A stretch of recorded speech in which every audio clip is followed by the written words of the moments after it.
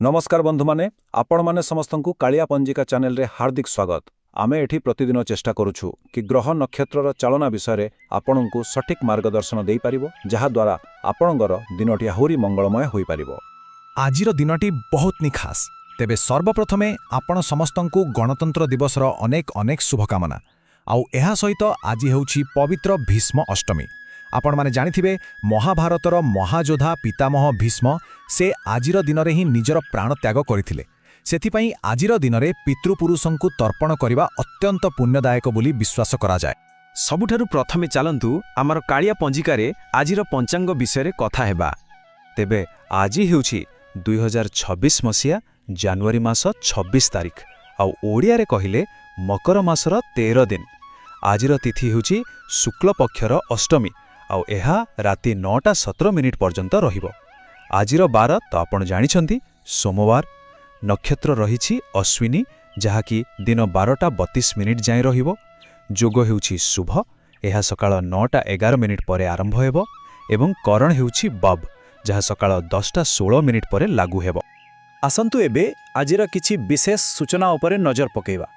देखंतु भीष्म अष्टमी सहित आज मासिक दुर्गाष्टमी मध्य पड़ुछि।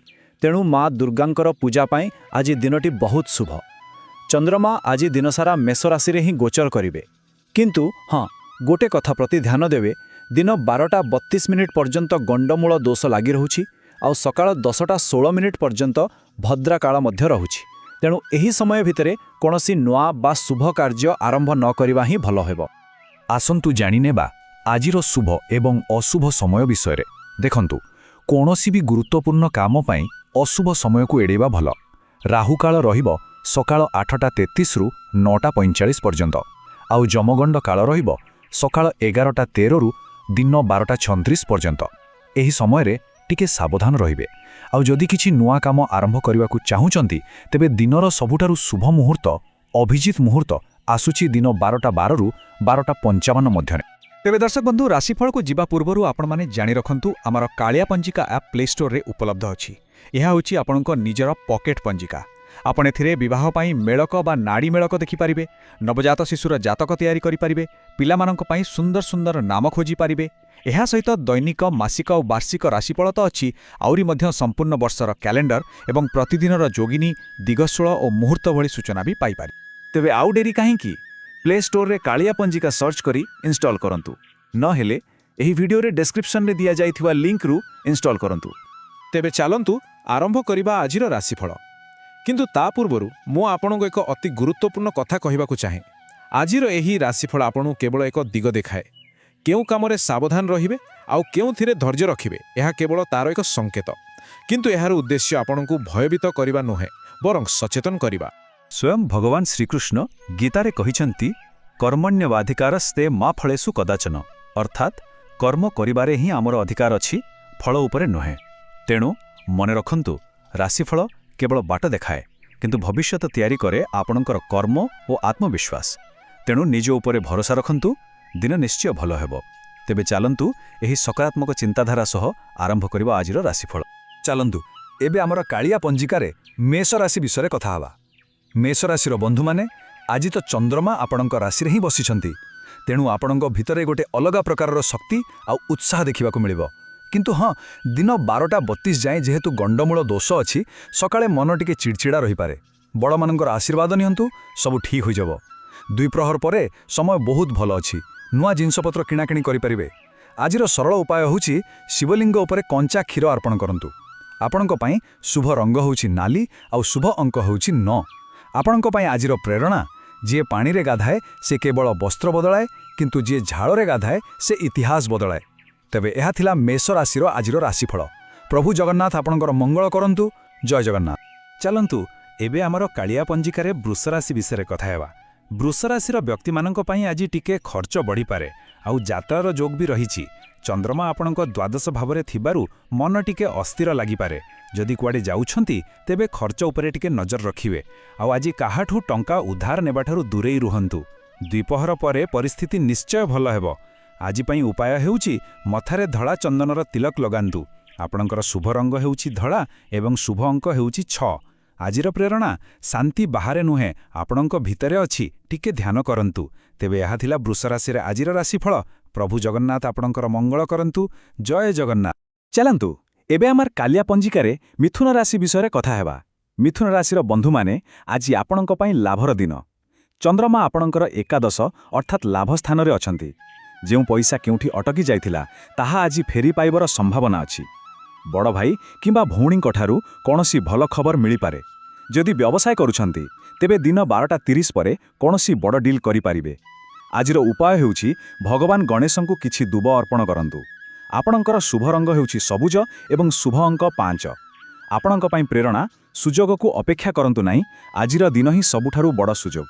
ତେବେ ଏହା ଥିଲା ମିଥୁନ ରାଶିର ଆଜିର ରାଶିଫଳ। ପ୍ରଭୁ ଜଗନ୍ନାଥ ଆପଣଙ୍କର ମଙ୍ଗଳ କରନ୍ତୁ। ଜୟ ଜଗନ୍ନାଥ। ଚାଲନ୍ତୁ ଏବେ ଆମ କାଲିଆ ପଞ୍ଜିକାରେ କର୍କଟ ରାଶି ବିଷୟରେ କଥା ହେବା। କର୍କଟ ରାଶିର ବ୍ୟକ୍ତିମାନଙ୍କ ପାଇଁ ଆଜିର ଦିନଟି କର୍ମପ୍ରଧାନ ରହିବ। ଚନ୍ଦ୍ରମା ଆପଣଙ୍କର ଦଶମ ଅର୍ଥାତ୍ କର୍ମସ୍ଥାନରେ ଅଛନ୍ତି, ତେଣୁ ଆପଣଙ୍କର ପୁରା ଧ୍ୟାନ କାମ ଉପରେ ରହିବ। ହୁଏତ ଆଜି ଛୁଟି ଦିନ, କିନ୍ତୁ ଆପଣ ନିଜ କ୍ୟାରିୟରକୁ ନେଇ କିଛି ନୂଆ ଯୋଜନା ପାରିପାରନ୍ତି। ଆପଣଙ୍କର ନେତୃତ୍ୱକୁ ଲୋକେ ପ୍ରଶଂସା କରିବେ, ଆଉ ପିତାଙ୍କର ସ୍ୱାସ୍ଥ୍ୟ ମଧ୍ୟ ଭଲ ରହିବ। ଆଜିର ଉପାୟ ହେଉଛି ଜଳରେ ଟିକେ ଗଙ୍ଗା ଜଳ ମିଶାଇ ଭଗବାନ ଶିବଙ୍କୁ ଅର୍ପଣ କରନ୍ତୁ। ଆପଣଙ୍କ ପାଇଁ ଶୁଭ ରଙ୍ଗ ହେଉଛି କ୍ରିମ୍ ଏବଂ ଶୁଭ ଅଙ୍କ ହେଉଛି 2। ଆଜିର ପ୍ରେରଣା, ଆପଣଙ୍କର ପରିଶ୍ରମ ହିଁ ଆପଣଙ୍କର ପରିଚୟ। ତେବେ ଏହା ଥିଲା କର୍କଟ ରାଶିର ଆଜିର ରାଶିଫଳ। ପ୍ରଭୁ ଜଗନ୍ନାଥ ଆପଣଙ୍କର ମଙ୍ଗଳ କରନ୍ତୁ। ଜୟ ଜଗନ୍ନାଥ। ଚାଲନ୍ତୁ ଏବେ ଆମର କାଳିଆ ପଞ୍ଜିକାରେ ସିଂହ ରାଶି ବିଷୟରେ କଥା ହେବା। ସିଂହ ରାଶିର ବନ୍ଧୁମାନେ, ଆଜି ଭାଗ୍ୟ ସମ୍ପୂର୍ଣ୍ଣ ଭାବେ ଆପଣଙ୍କ ସହିତ ଅଛି। ଚନ୍ଦ୍ରମା ଆପଣଙ୍କ ନବମ ଅର୍ଥାତ୍ ଭାଗ୍ୟ ସ୍ଥାନରେ ଅଛନ୍ତି। ଆଜି କୌଣସି ମନ୍ଦିର ଦର୍ଶନ କରିବାକୁ ନିଶ୍ଚୟ ଯାଆନ୍ତୁ, କିନ୍ତୁ ମନେ ରଖିବେ ସକାଳେ ଗଣ୍ଡମୂଳ ଦୋଷ କାରଣରୁ କାହା ସହିତ ଯୁକ୍ତିତର୍କ କରନ୍ତୁ ନାହିଁ। 2 ପ୍ରହର ପରେ କୌଣସି ଦୂରଯାତ୍ରାର ଯୋଜନା କରିପାରନ୍ତି। ଛାତ୍ରଛାତ୍ରୀଙ୍କ ପାଇଁ ଦିନଟି ବହୁତ ଭଲ ରହିବ। ଆଜି ପାଇଁ ଉପାୟ ହେଉଛି ସୂର୍ଯ୍ୟଦେବଙ୍କୁ ଜଳ ଅର୍ପଣ କରନ୍ତୁ ଏବଂ ଆଦିତ୍ୟ ହୃଦୟ ସ୍ତୋତ୍ର ଶୁଣନ୍ତୁ। ଆପଣଙ୍କ ଶୁଭ ରଙ୍ଗ କମଳା ଏବଂ ଶୁଭ ଅଙ୍କ ହେଉଛି 1। ଆଜିର ପ୍ରେରଣା, ଯେତେବେଳେ ଉଦ୍ଦେଶ୍ୟ ସ୍ପଷ୍ଟ ଥାଏ ଭଗବାନ ପ୍ରତ୍ୟେକ ମୋଡ଼ରେ ସାହାଯ୍ୟ କରନ୍ତି। ତେବେ ଏହା ଥିଲା ସିଂହ ରାଶିର ଆଜିର ରାଶିଫଳ। ପ୍ରଭୁ ଜଗନ୍ନାଥ ଆପଣଙ୍କର ମଙ୍ଗଳ କରନ୍ତୁ। ଜୟ ଜଗନ୍ନାଥ। ଚାଲନ୍ତୁ ଏବେ ଆମର କାଳିଆ ପଞ୍ଜିକାରେ କନ୍ୟା ରାଶି ବିଷୟରେ କଥା ହେବା। କନ୍ୟା ରାଶିର ବ୍ୟକ୍ତିମାନେ ଆଜି ସ୍ୱାସ୍ଥ୍ୟ ପ୍ରତି ଟିକେ ସତର୍କ ରହିବାର ଆବଶ୍ୟକତା ଅଛି। ଚନ୍ଦ୍ରମା ଆପଣଙ୍କ ଅଷ୍ଟମ ଭାବରେ ଅଛନ୍ତି, ତେଣୁ ସାବଧାନ ରୁହନ୍ତୁ। ସକାଳ 10:30 ପର୍ଯ୍ୟନ୍ତ ଭଦ୍ରା ଓ ଗଣ୍ଡମୂଳ ଦୋଷ ଥିବାରୁ କୌଣସି ପ୍ରକାର ରିସ୍କ ନିଅନ୍ତୁ ନାହିଁ। ଗାଡ଼ି ଚଲାଇବା ବେଳେ ସାବଧାନ ରହିବେ। ମନକୁ ଶାନ୍ତ ରଖନ୍ତୁ, ନଚେତ୍ ଛୋଟ କଥାରେ ଯୁକ୍ତିତର୍କ ହୋଇପାରେ। ଆଜି ପାଇଁ ଉପାୟ ହେଉଛି ଗୋଟିଏ ବେଲପତ୍ର ଉପରେ ରାମ ଲେଖି ଶିବଲିଙ୍ଗରେ ଅର୍ପଣ କରନ୍ତୁ। ଆପଣଙ୍କର ଶୁଭ ରଙ୍ଗ ହାଲୁକା ସବୁଜ ଏବଂ ଶୁଭ ଅଙ୍କ ହେଉଛି 5। ଆପଣଙ୍କ ପାଇଁ ପ୍ରେରଣା, ଅସୁବିଧା ଆସେ କିନ୍ତୁ ତାହା ଆମକୁ ଅଧିକ ଶକ୍ତିଶାଳୀ କରିବା ପାଇଁ ଆସିଥାଏ। ତେବେ ଏହା ଥିଲା କନ୍ୟା ରାଶିର ଆଜିର ରାଶିଫଳ। ପ୍ରଭୁ ଜଗନ୍ନାଥ ଆପଣଙ୍କର ମଙ୍ଗଳ କରନ୍ତୁ। ଜୟ ଜଗନ୍ନାଥ। ଚାଲନ୍ତୁ ଏବେ ଆମର କାଳିଆ ପଞ୍ଜିକାରେ ତୁଳା ରାଶି ବିଷୟରେ କଥା ହେବା। ତୁଳା ରାଶିର ବନ୍ଧୁମାନେ, ଆଜିର ଦିନଟି ନିଜ ଜୀବନସାଥୀଙ୍କ ସହିତ ବିତାଇବା ପାଇଁ ଏକଦମ ଉପଯୁକ୍ତ। ଚନ୍ଦ୍ରମା ଆପଣଙ୍କର ସପ୍ତମ ଭାବରେ ଅଛନ୍ତି, ଯାହା ଦାମ୍ପତ୍ୟ ଜୀବନକୁ ମଧୁର କରିବ। ନିଜ ସାଥୀଙ୍କ ସହିତ ବୁଲିବାକୁ ଯାଇପାରନ୍ତି। ଯଦି ଆପଣ ପାର୍ଟନରସିପ୍ରେ ବ୍ୟବସାୟ କରୁଛନ୍ତି ତେବେ ନିଜ ପାର୍ଟନରଙ୍କ କଥା ଶୁଣନ୍ତୁ, ଲାଭବାନ ହେବେ। ଆପଣଙ୍କ ବ୍ୟକ୍ତିତ୍ୱ ଆଜି ସମସ୍ତଙ୍କୁ ଆକର୍ଷିତ କରିବ। ଆଜିର ଉପାୟ ହେଉଛି ଭଗବାନ ଶିବ ଏବଂ ମାତା ପାର୍ବତୀଙ୍କୁ ଏକାଠି ପୂଜା କରନ୍ତୁ। ଆପଣଙ୍କର ଶୁଭ ରଙ୍ଗ ହେଉଛି ସିଲଭର ଏବଂ ଶୁଭ ଅଙ୍କ 6। ଆଜିର ପ୍ରେରଣା, ସମ୍ପର୍କ ସେହି ଗଛ ପରି ଯାହାକୁ ପ୍ରେମ ଏବଂ ବିଶ୍ୱାସର ପାଣି ଦରକାର। ତେବେ ଏହା ଥିଲା ତୁଳା ରାଶିର ଆଜିର ରାଶିଫଳ। ପ୍ରଭୁ ଜଗନ୍ନାଥ ଆପଣଙ୍କର ମଙ୍ଗଳ କରନ୍ତୁ। ଜୟ ଜଗନ୍ନାଥ। ଚାଲନ୍ତୁ ଏବେ ଆମର କାଳିଆ ପଞ୍ଜିକାରେ ବିଛା ରାଶି ବିଷୟରେ କଥା ହେବା। ବିଛା ରାଶିର ବ୍ୟକ୍ତିମାନଙ୍କ ପାଇଁ ଆଜି ହେଉଛି ଶତ୍ରୁ ପରାଜୟର ଦିନ। ଚନ୍ଦ୍ରମା ଆପଣଙ୍କର ଷଷ୍ଠ ଭାବରେ ଥିବାରୁ ଆପଣଙ୍କର ବିରୋଧୀମାନେ ଚେଷ୍ଟା କରି ମଧ୍ୟ ଆପଣଙ୍କର କିଛି କ୍ଷତି କରିପାରିବେ ନାହିଁ। ଯଦି କୌଣସି ପୁରୁଣା ଋଣ ଅଛି ତାକୁ କେମିତି ଶୁଝିବେ ସେ ବିଷୟରେ ଯୋଜନା କରିବା ପାଇଁ ଦିନଟି ବହୁତ ଭଲ। ସ୍ୱାସ୍ଥ୍ୟରେ ମଧ୍ୟ ସୁଧାର ଦେଖାଦେବ। ଆଜି ପାଇଁ ଆପଣଙ୍କର ଉପାୟ ହେଉଛି ହନୁମାନ ଚାଳିଶା ପାଠ କରନ୍ତୁ। ଶୁଭ ରଙ୍ଗ ନାଲି ଏବଂ ଶୁଭ ଅଙ୍କ ହେଉଛି 9। ଆଜିର ପ୍ରେରଣା, ଆପଣଙ୍କର ସଫଳତା ହିଁ ଆପଣଙ୍କର ଶତ୍ରୁମାନଙ୍କ ପାଇଁ ସବୁଠାରୁ ବଡ଼ ଉତ୍ତର। ତେବେ ଏହା ଥିଲା ବିଛା ରାଶିର ଆଜିର ରାଶିଫଳ। ପ୍ରଭୁ ଜଗନ୍ନାଥ ଆପଣଙ୍କର ମଙ୍ଗଳ କରନ୍ତୁ। ଜୟ ଜଗନ୍ନାଥ। ଚାଲନ୍ତୁ ଏବେ ଆମର କାଲିଆ ପଞ୍ଜିକାରେ ଧନୁ ରାଶି ବିଷୟରେ କଥା ହେବା। ଧନୁରାଶି ପାଇଁ ଆଜି ଦିନଟି ପୂରାପୂରି ସୃଜନଶୀଳତା ଆଉ ପ୍ରେମରେ ଭରପୁର ରହିବ। ଚନ୍ଦ୍ରମା ଆପଣଙ୍କର ପଞ୍ଚମ ଭାବରେ ଅଛନ୍ତି। ଛାତ୍ରଛାତ୍ରୀଙ୍କ ପାଇଁ ଦିନଟି ବହୁତ ଶୁଭ। ପ୍ରେମ ଜୀବନରେ ରୋମାନ୍ସ ରହିବ। ଯଦି ଆପଣ ସେୟାର ବଜାରରେ ନିବେଶ କରିବାକୁ ଚାହୁଁଛନ୍ତି ତେବେ ଦିନ 12:30 ପରେ କରନ୍ତୁ। ଲାଭ ମିଳିବାର ସମ୍ଭାବନା ରହିଛି। ଆଜି ପାଇଁ ଉପାୟ ହେଉଛି କୌଣସି ଅଶ୍ୱତ୍ଥ ଗଛରେ ଜଳ ଅର୍ପଣ କରନ୍ତୁ। ଆପଣଙ୍କର ଶୁଭ ରଙ୍ଗ ହେଉଛି ହଳଦିଆ ଏବଂ ଶୁଭ ଅଙ୍କ 3। ଆଜିର ପ୍ରେରଣା ନିଜର ଦକ୍ଷତାକୁ ବିକଶିତ କରନ୍ତୁ, ଦୁନିଆ ଆପଣଙ୍କୁ ମୂଲ୍ୟ ଦେବ। ତେବେ ଏହା ଥିଲା ଧନୁରାଶିର ଆଜିର ରାଶିଫଳ। ପ୍ରଭୁ ଜଗନ୍ନାଥ ଆପଣଙ୍କର ମଙ୍ଗଳ କରନ୍ତୁ। ଜୟ ଜଗନ୍ନାଥ। ଚାଲନ୍ତୁ ଏବେ ଆମର କାଳିଆ ପଞ୍ଜିକାରେ ମକର ରାଶି ବିଷୟରେ କଥା ହେବା। ମକର ରାଶିର ବ୍ୟକ୍ତିବିଶେଷ ଆଜି ଆପଣଙ୍କ ପାଇଁ ନିଜ ଘର ଆଉ ପରିବାର ହିଁ ସବୁକିଛି। ଚନ୍ଦ୍ରମା ଆପଣଙ୍କ ଚତୁର୍ଥ ଭାବରେ ଥିବାରୁ ଆପଣଙ୍କ ମନ ଘରୋଇ କାମରେ ଲାଗି ରହିବ। ଆପଣ ଘରର ସାଜସଜ୍ଜା କିମ୍ବା ସଫାସଫିରେ ସମୟ ବିତାଇ ପାରନ୍ତି। ମାଙ୍କ ସହିତ ନିଶ୍ଚୟ କିଛି ସମୟ ବିତାନ୍ତୁ। ତାଙ୍କ ଆଶୀର୍ବାଦ ଆପଣଙ୍କ ପାଇଁ ଏକ କବଚ ଭଳି କାମ କରିବ। ଆଜିର ଉପାୟ ହେଉଛି ଶନିଦେବଙ୍କୁ ଧ୍ୟାନ କରି ଶିବଲିଙ୍ଗ ଉପରେ ଜଳ ଅର୍ପଣ କରନ୍ତୁ। ଆପଣଙ୍କ ଶୁଭ ରଙ୍ଗ ହେଉଛି ନୀଳ ଏବଂ ଶୁଭ ଅଙ୍କ 8। ଆଜିର ପ୍ରେରଣା ଘର ହିଁ ସେହି ସ୍ଥାନ ଯେଉଁଠି ହୃଦୟକୁ ଶାନ୍ତି ମିଳେ। ତେବେ ଏହା ଥିଲା ମକର ରାଶିର ଆଜିର ରାଶିଫଳ। ପ୍ରଭୁ ଜଗନ୍ନାଥ ଆପଣଙ୍କର ମଙ୍ଗଳ କରନ୍ତୁ। ଜୟ ଜଗନ୍ନାଥ। ଚାଲନ୍ତୁ ଏବେ ଆମର କାଳିଆ ପଞ୍ଜିକରେ କୁମ୍ଭ ରାଶି ବିଷୟରେ କଥା ହେବା। କୁମ୍ଭ ରାଶିର ବ୍ୟକ୍ତିମାନେ ଆଜି ହେଉଛି ନିଜର ସାହସ ଆଉ ପରାକ୍ରମ ଦେଖାଇବାର ଦିନ। ଚନ୍ଦ୍ରମା ଆପଣଙ୍କ ତୃତୀୟ ଭାବରେ ଥିବାରୁ ଆପଣ ଶକ୍ତିରେ ପରିପୂର୍ଣ୍ଣ ରହିବେ। ଭାଇ ଭଉଣୀଙ୍କ ସହିତ ବୁଲିବାକୁ ଯିବାର ଯୋଜନା କରିପାରନ୍ତି। ଆଜି ଆପଣଙ୍କର କଥାବାର୍ତ୍ତା ଶୈଳୀ ଏତେ ପ୍ରଭାବଶାଳୀ ରହିବ ଯେ ଆପଣ ସମସ୍ତଙ୍କ ମନ କିଣିନେବେ। ଆଜିର ଉପାୟ ହେଉଛି କୌଣସି ଗରିବ ଲୋକଙ୍କୁ ଭୋଜନ କରାନ୍ତୁ। ଆପଣଙ୍କର ଶୁଭ ରଙ୍ଗ କଳା କିମ୍ବା ବାଇଗଣୀ ଏବଂ ଶୁଭ ଅଙ୍କ ହେଉଛି 8। ଆଜିର ପ୍ରେରଣା ଯେଉଁମାନେ ଚେଷ୍ଟା କରନ୍ତି ସେମାନେ କେବେ ହାରନ୍ତି ନାହିଁ। ତେବେ ଏହା ଥିଲା କୁମ୍ଭ ରାଶିର ଆଜିର ରାଶିଫଳ। ପ୍ରଭୁ ଜଗନ୍ନାଥ ଆପଣଙ୍କର ମଙ୍ଗଳ କରନ୍ତୁ। ଜୟ ଜଗନ୍ନାଥ। ଚାଲନ୍ତୁ ଏବେ ଆମର କାଳିଆ ପଞ୍ଜିକାରେ ମୀନ ରାଶି ବିଷୟରେ କଥା ହେବା। ମୀନ ରାଶିର ବନ୍ଧୁମାନେ ଆଜି ଆପଣଙ୍କ ଉପରେ ଧନବର୍ଷା ହେବାର ଯୋଗ ରହିଛି। ଚନ୍ଦ୍ରମା ଆପଣଙ୍କର ଦ୍ୱିତୀୟ ଅର୍ଥାତ୍ ଧନସ୍ଥାନରେ ଅଛନ୍ତି। ତେଣୁ ଆପଣଙ୍କୁ ହଠାତ୍ କେଉଁଠୁ ଆର୍ଥିକ ଲାଭ ମିଳିପାରେ। ପରିବାରରେ କୌଣସି ଭଲ ଆଲୋଚନା ହୋଇପାରେ।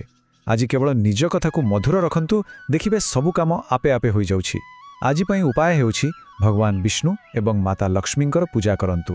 ଆପଣଙ୍କର ଶୁଭ ରଙ୍ଗ ହେଉଛି ସୋନେଲି ଏବଂ ଶୁଭ ଅଙ୍କ 3।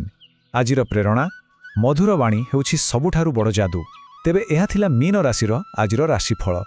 ପ୍ରଭୁ ଜଗନ୍ନାଥ ଆପଣଙ୍କର ମଙ୍ଗଳ କରନ୍ତୁ। ଜୟ ଜଗନ୍ନାଥ। ତେବେ ଦର୍ଶକ ବନ୍ଧୁ, ଏହା ଥିଲା ଆଜିର ସମ୍ପୂର୍ଣ୍ଣ ରାଶିଫଳ। ଆଶା କରୁଛି ଆଜିର ଦିନଟି ଆପଣଙ୍କ ପାଇଁ ଶୁଭମୟ ହେବ। ଆସନ୍ତାକାଲି ପୁଣି ଏକ ନୂଆ ପଞ୍ଚାଙ୍ଗ ସହ ଦେଖାହେବ। ସେ ପର୍ଯ୍ୟନ୍ତ ବିଦାୟ ନେଉଛି। ଜୟ ଜଗନ୍ନାଥ।